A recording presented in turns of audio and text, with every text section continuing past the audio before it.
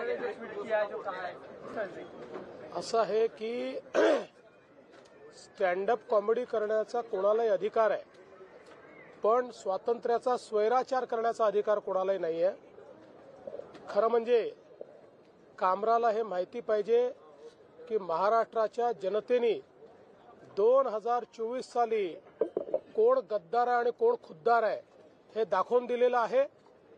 कोणाकडे स्वर्गीय हिंदू हृदय सम्राट शिवसेना प्रमुख बाळासाहेब ठाकरे यांची विरासत गेली हे जनतेने ठरवलेलं आहे. त्यामुळे अशा प्रकारे खालच्या दर्जाची कॉमेडी करून आणि राज्यातल्या माजी मुख्यमंत्री, आताचे उपमुख्यमंत्री, राज्यातले वरिष्ठ नेते ज्यांच्याबद्दल राज्यातल्या जनतेमध्ये आदर आहे त्यांच्याबद्दल अशा प्रकारचा अनादर करण्याचा कोणालाही अधिकार नाही. हे अत्यंत चुकीचं आहे. तुम्ही जरूर कॉमेडी करा, तुम्ही व्यंग करा, पण जर अपमानित करण्याचं काम जर कोणी करेल तर हे सहन केलं जाणार नाही. हे अतिशय चुकीचं आहे.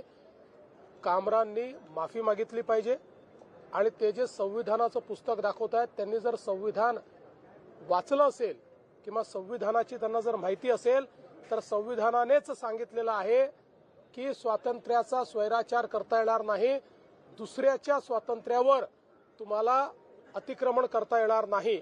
आणि म्हणून आमची मागणी आहे की त्यांनी या ठिकाणी माफी मागितली पाहिजे. ये जो